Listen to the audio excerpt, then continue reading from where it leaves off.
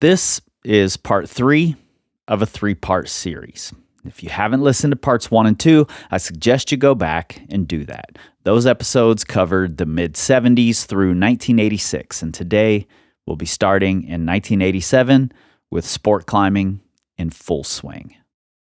Season 2 of Written in Stone is supported by RAB, one of climbing's most historic and forward-thinking brands. For more than 40 years, they've been crafting rugged, high-performance clothing and equipment that give you absolute protection, comfort, and freedom in the mountains. They're dedicated climbers themselves, and they channel this expertise and passion into their designs. Nothing fancy or over-engineered, just honest, hard-working gear you'd rather repair than replace. RAB. The mountains are our meeting place. Today's episode is sponsored by Tension Climbing. I've worked with Tension for years because I appreciate that they are regularly reimagining how we train. That sort of iteration led to the Tension Board 2. And of all the boards out, it's hands down the best. You can get 15% off of select items at tensionclimbing.com by using the code WRITTEN15. Tension Climbing. Mastery over success.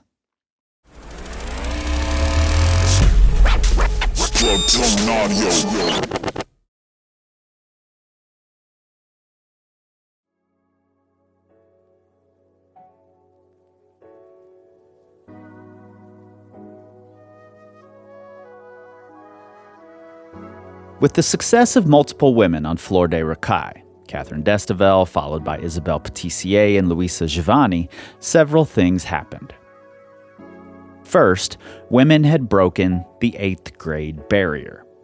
Even though the route was downgraded shortly after, the possibility had been shown. And for my money, this breaching of the grade is more important for overall progression than the so-called fact of who did what first. Second, women would really start to leverage their unique strengths in climbing. Now, I've mentioned several times throughout this season, and last season for that matter, that the men reporting the achievements of women often couldn't help but suggest that smaller hands and fingers meant that women had an easier time with these routes. Of course, there was never similar reporting when a man was of small stature, or when a wide fist crack was done by a man with boxing glove-sized hands, or a Ricci climb done by a tall man. But the fact is, our proportions, all of our proportions, are going to be a hindrance on some things and a benefit on others. Smart climbers leverage those strengths, and as long as it's a man, nothing is ever said.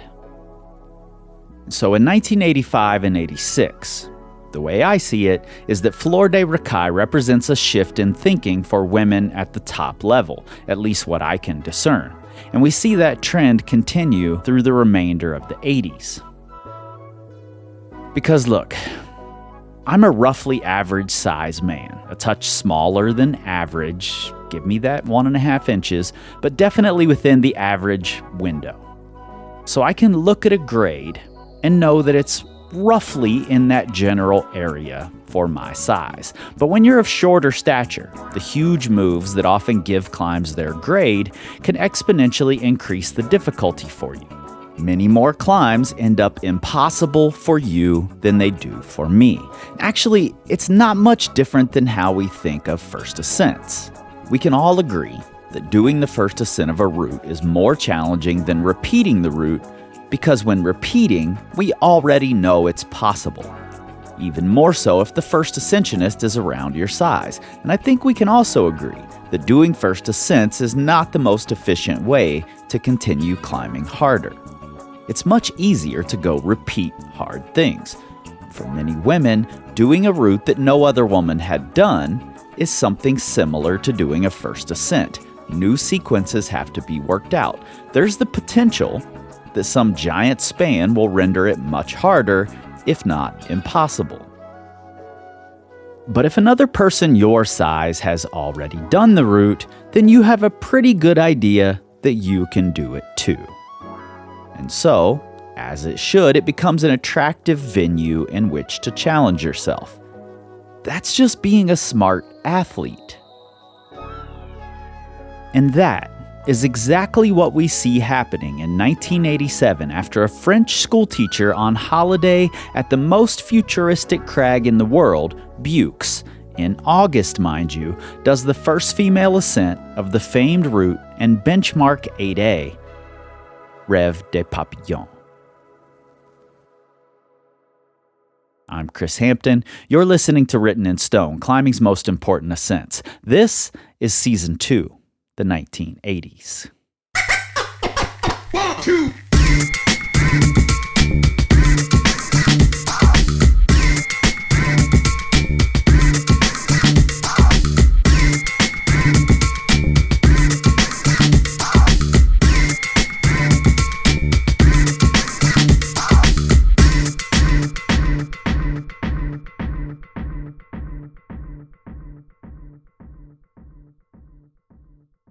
When Christine Gambert did Magnet and Chimpanzodrome in 1985 and then India in 1986, she wasn't just checking out random routes to see what she might be able to do. She chose them because they were benchmarks.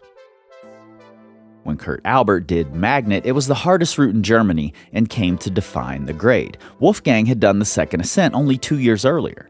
Chimpanzodrome was one of the first 13As anywhere and had been the scene of many seminal moments in sport climbing history. When Kim Kerrigan first climbed India, it was graded as the first 29 in the country and still held that grade when Christine climbed it. Those routes were news. They were sought after. And she had something to prove, even if only to herself. In 1982, she had visited Wales for the Pinnacle Club's climbing meet, and the free climbing style practiced there seemed like a direct progression of what she was already finding joy in, climbing past the aid points without pulling on the pitons that most men were using to get up things. This evolution toward free climbing excited her. Coming from a small town in northwestern France, right on the border of Germany, and then eventually settling in Alsace, a territory historically passed back and forth between France and Germany, her ethics and climbing style more closely resembled those of the Frankenjura than those of the Parisian crowd who was already hangdogging and working moves. And she had cut her teeth in Belgium at Frère and at Berdorf in Luxembourg, places still on the more traditional side of the growing ethical divide. In fact, it wasn't until Chimpanzodrome that she even experimented with hangdogging and working a route on top rope. And that was done at the suggestion of Jackie Gaddafi, who had seen her climbing and was impressed with her obvious strength. He knew that if she'd embrace this new style, she could be at the very top level. When she did the route, its first female ascent, it was during a personal year she had taken off from her full-time job as a PE teacher. She wanted to try out climbing full-time and see what she could accomplish. So, yes, in a sense, there was something to prove.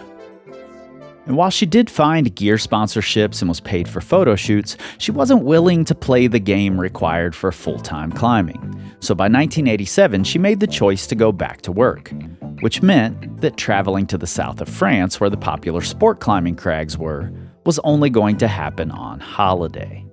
Which is how Christine Gambert ended up, during one of the hottest months of the year, tying in beneath Rêve des Papillons and climbing to the anchors without falling, becoming the first woman to climb the route, and one of few women worldwide to climb the grade, this one being the only of the group to be confirmed at 13B.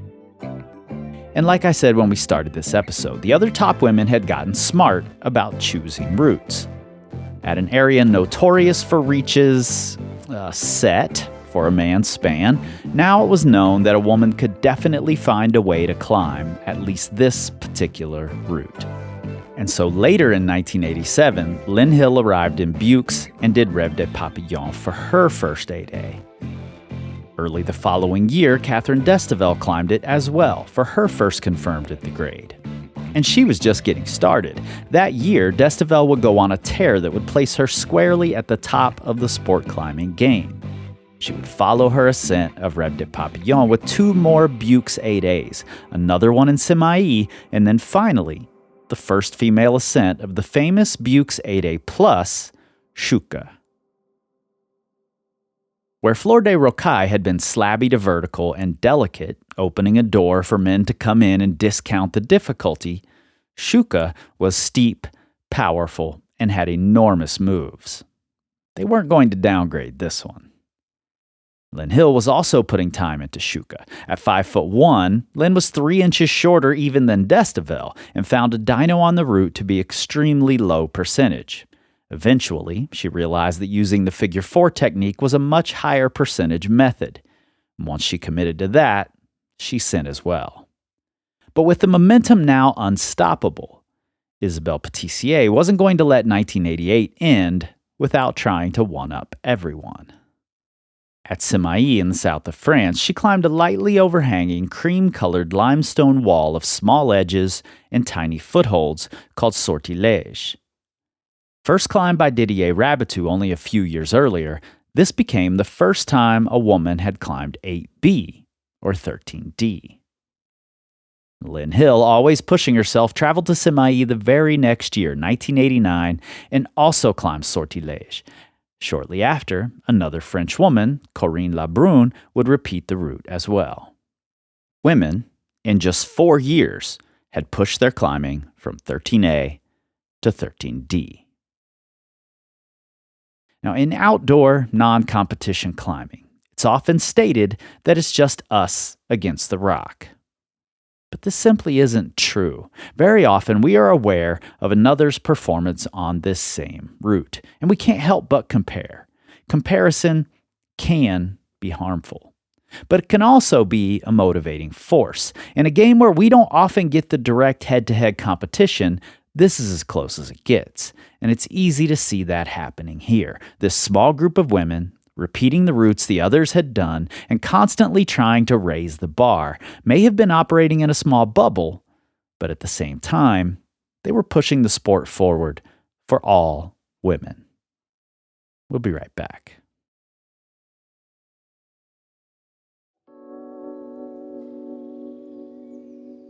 In 1981, in the attic of a small terraced house in Sheffield, the center of the climbing community in the UK, Rab Carrington made the first sleeping bag to bear his name. More than 40 years later, the people at Rab are still crafting rugged, high-performance clothing and equipment for the mountains, the kind of gear that becomes a staple in your kit, that you'd rather repair than replace. Rab are on a journey to reduce the impact of their business and expand access to the outdoors. They're committed to preserving our mountain playgrounds for future generations because they know that the mountains are our meeting place. You care about your climbing, right? Of course you do. Then you owe it to yourself to provide the best options for improving. And when it comes to training equipment and boards, that means tension climbing. The Tension Board 2 isn't just a bunch of holds scattered randomly on a board. Those days are history. This board is intentionally designed to help you become a better climber faster by people who actually use the board every day. You owe it to yourself. There's just no substitute. Use the code WRITTEN15 at checkout for 15% off of select goods. TensionClimbing.com. Mastery over success.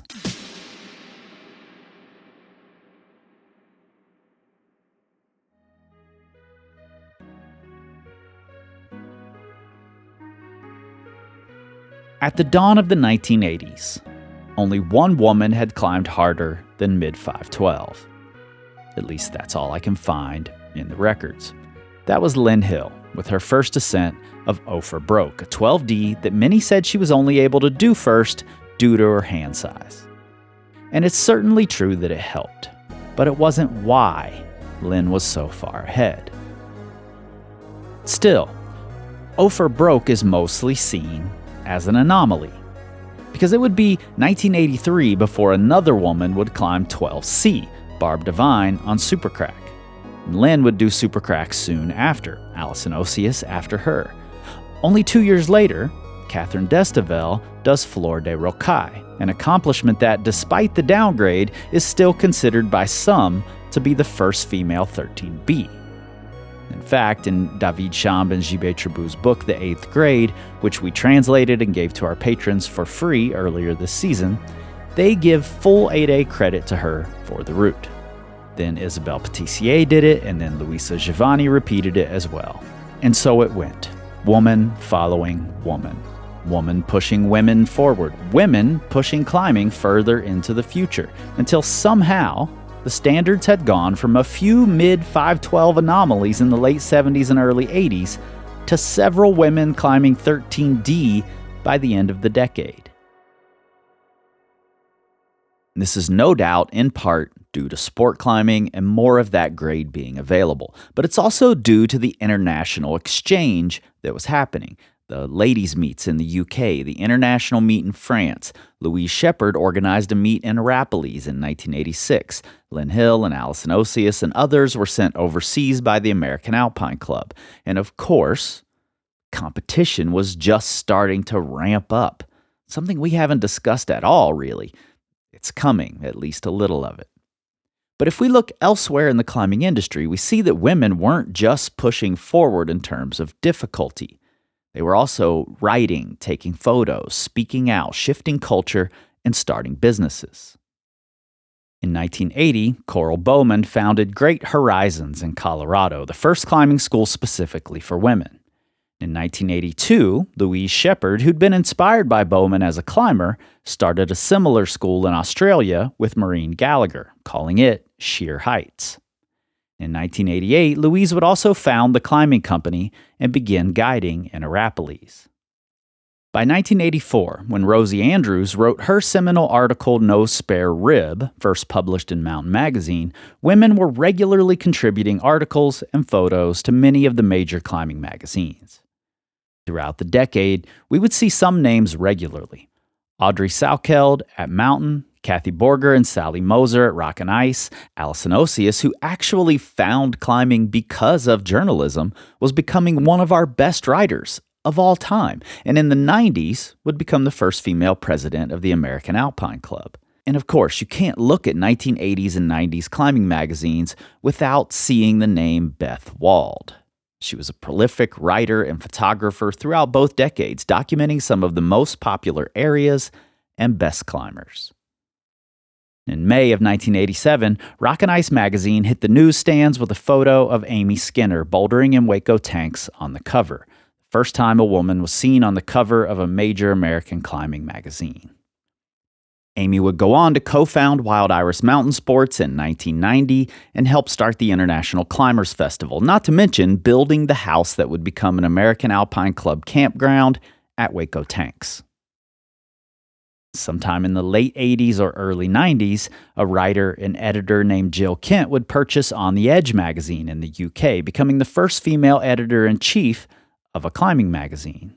Stonemaster Mari Gingery in the early 90s would write one of the first bouldering guidebooks in existence, To Joshua Tree. And of course, she had been inspired by Mariah Craner, the first female Stonemaster and the first female climber Lynn Hill ever met on her first day climbing.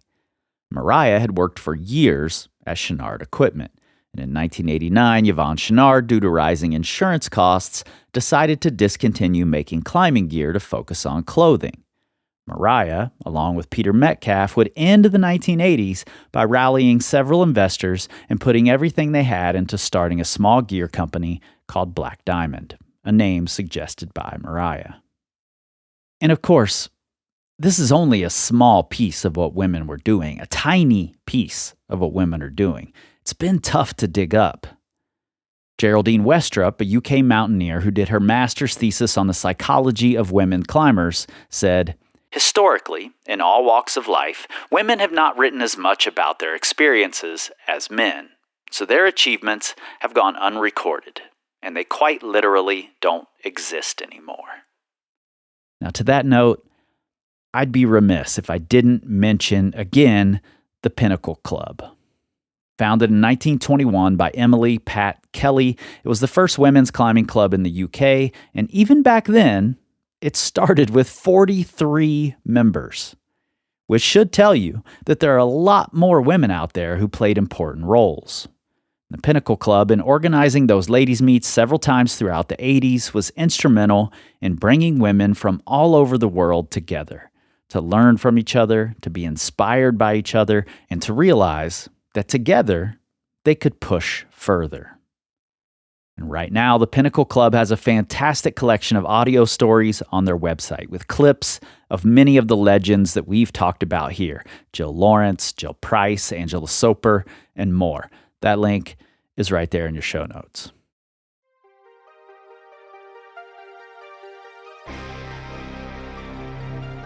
Speaking of women pushing further, the decade didn't end with Lynn and Corinne repeating Sortilège in 1989. Being the competitor that she was, Isabelle Pattisiere would return to Semailly to climb another 8B, putting her back into the top spot. However, already back in the States, Lynn Hill was working on a powerful sport route at a now closed crag called AI Wall at the Gunks. The first 13D first ascent done by a woman, she cleverly named it Running Man, in part because of the 1987 dystopian Arnold Schwarzenegger film, but legend also says that it's because it had been bolted by Jeff Morris, who came running up the hill just in time to see Lynn sending his project. And of course, Lynn had noticed what Isabelle was doing in France.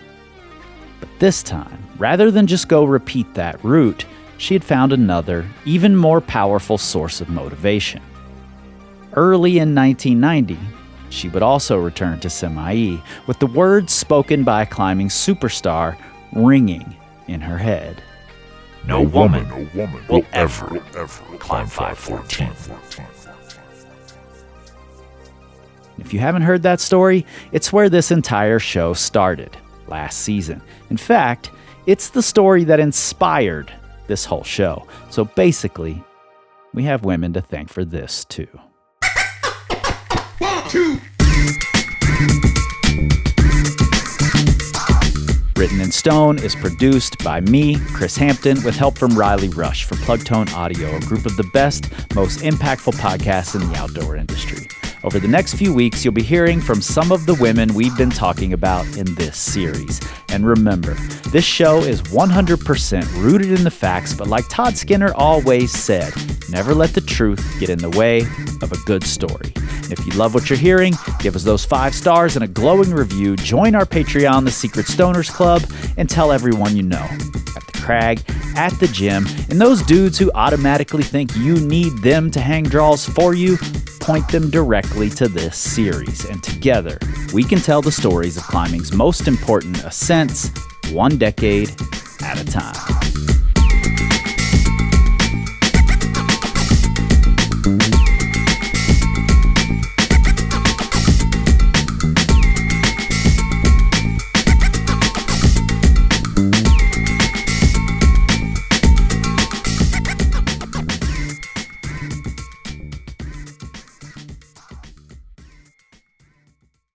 Secret Stoners.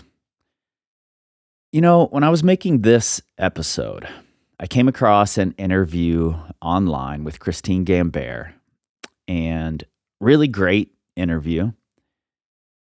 And at the end of the interview, it said, for the full interview, look for Rot Punked number whatever this month, September 88, I think it was. And my first thought was, oh, well, there was some great stuff in this interview, so I'll be able to use it. And then I thought, you know what? I have contacts. So I hit up Hannes Hoek, who has been on the podcast, and asked him if he had this specific Rot Punked issue by any chance. And he had a friend who had digitized a bunch of them. So he tracked that issue down for me. And I got to read the full interview. I've translated it and am in the... I'm going to put that interview together into a PDF so you can all read it as well. The translated version with the photos. Rot Punked magazine is fantastic, by the way. The colors are so 80s.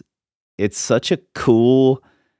it's laid out so well. It feels like a modern retro magazine, if that makes sense. Like, it feels like a really well-designed version of what we think an old magazine would look like, which I think is really cool.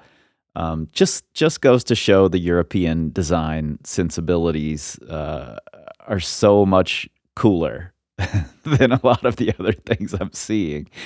But in doing that, I also came across a photo in that same Rock Punkt that I had just texted Lynn Hill the day before and said, "Do you remember when you did Shuka? Was it 87 or 88? It had to be one of those years, I suspect, but I can't find any info." And she said, "Not sure. One of those years for sure." And then in that issue of Rock Punkt, I just came across a photo of Lynn on Shuka, and it had the date that she sent. So those like bits of kismet are really interesting to me, and that ties into this realization I've been having of all of these women happening across each other, whether that's in magazines or in person, on visits to other countries, but then making a point to stay in contact with each other and be inspired by each other and make sure they're climbing around each other.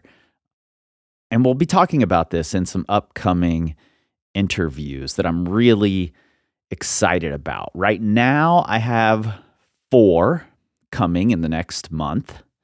So we're extending this women's celebration for the next month, and it's going to be interviews. I'm going to try to get a couple more. We'll see about that. I've also got a million other things going on. So we'll see if that actually happens. But I am excited about all 4 of these interviews that will be starting next week.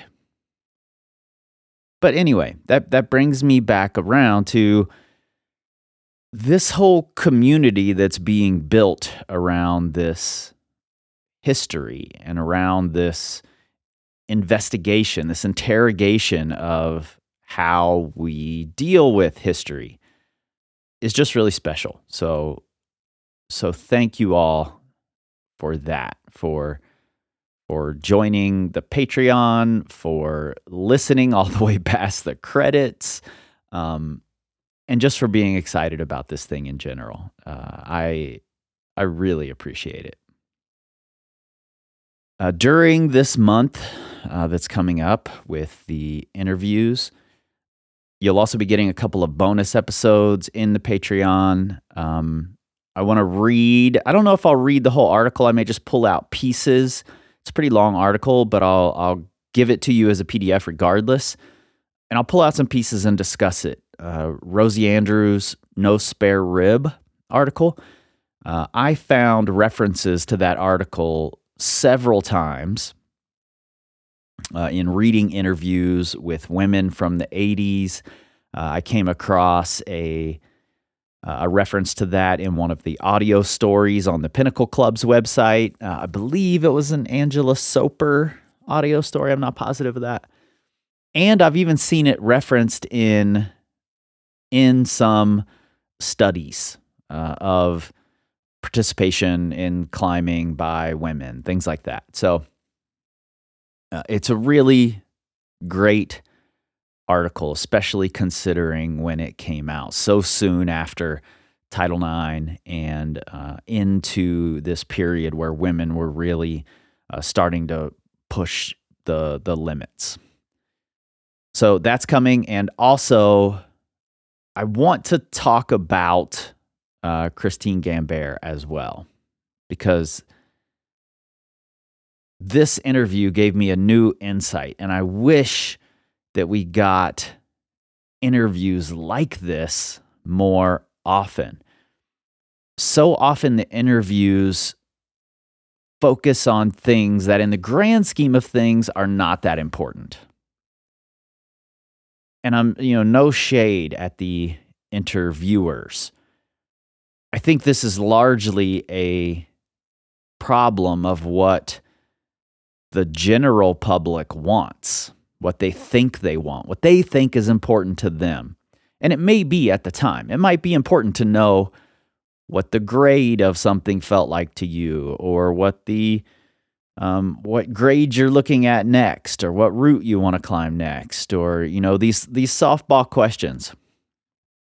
But for my money, when I'm going back into the history, I get really excited when I find interviews that are talking more about what the scene was like, philosophically, ethically, stylistic, and what this person's thoughts around those styles are.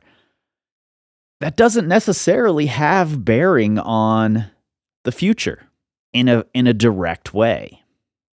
Doesn't mean they're right because they have these opinions, but it's interesting to look at those opinions in the context of their time and try to decipher what they mean. For me, that's really fun. And this Christine Gambert interview, which incidentally was done, I believe, and I could be wrong about this, but I think it was Tillman Hepp who wrote the Wolfgang biography that I've used a lot during this season.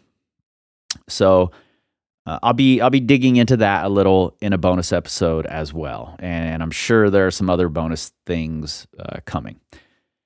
There are also more giveaways coming, believe it or not. Congrats to our RAB winners, by the way. That was just announced. I do have one other giveaway ready to go, which I'll be starting up soon. I have another confirmed with Wolverine Publishing. We're not exactly sure how we're going to do that yet, but they make so many guidebooks that maybe we'll do a giveaway for U.S. guidebooks and whatever they have in stock. Not quite sure yet, and we've got some other things in the works, so more of that coming. Now, last thing I want to say here before I go, because I have to get ready to go climbing actually. Last thing I want to say is I really enjoyed this style of episode more than I thought I would. I like telling the stories. And even when that means making up some details or scene setting, even though I have never been there. I do a lot of reading. I talk to people. I try to figure out what the scene is like and build that scene. And I do enjoy that. But I also enjoy adding in all of these little contextual things, these historical moments, these pieces of the timeline that may not quite fit into the story, but they do add something, in my opinion. So what I'm wondering is maybe next season, maybe for future bonus episodes, who knows, do I do more of this style of episode where it's kind of just saying, okay, this person did this, and then this person followed up with this, and then this happened, and here's how we might look at all of this in context, and then move on to more timeline moments. Telling small stories, like we have in these 3 episodes, there's sort of an anchor story. Jill Lawrence doing Right Wall, Christine Gambert, kind of going on her run of trying to do hard benchmarks, the Nairi Dodd story on Passport to Insanity. So these are like anchor stories, but then I can give a bunch of history surrounding those anchor stories, sort of leading in and coming out of those stories. So, let me know. I really enjoyed it more than I thought. And I can do these way faster than I can tell those stories. So there might be room for these, trying to sort that out. And it's particularly attractive to me right now because we've been working on the season 1 book, the 1990s, turning that into a paperback. That's 80% done, maybe. Some things to add still. But when I was doing that, I was thinking, wow, I wish I would have done this sort of women's history in the first season. And I also wish I had just done more of the history in general. I don't have to tell every single story, but I can give these like between episode, between major story, between anchor story moments. So just rethinking the format here. I'm always rethinking. You guys know how this is. I'm constantly interrogating not only the history for this show, how we train for my other shows, but everything else, the way I'm doing things. Frankly, I think it's why this business, Power Company Climbing and now Plug Tone Audio, has been successful enough for me to make a living anyway, and for some other people to make livings on it. Because I think it's successful because I interrogate, because I'm willing to change, because I'm willing to get up to bat over and over and over and over. And sometimes I'm going to strike out, and that's totally 100% okay. I still learned something, and I have a better idea of what direction to go. I'm narrowing down my options. I follow what I want to do. I follow what I will enjoy. But the fact is, I'm going to enjoy it more if other people enjoy it too. So there's a lot of retooling, a lot of interrogating, a lot of changes that go on. I'm rambling. I need to go get ready for climbing. So I will see you all next Monday with our first interview with a very good friend of mine who has been instrumental in some of the biggest changes in my life, and who has a really interesting perspective on this section of the season in particular, because she started climbing, like really climbing, in 1980 and was a big part of the sport. So, all right, I'll see you guys then.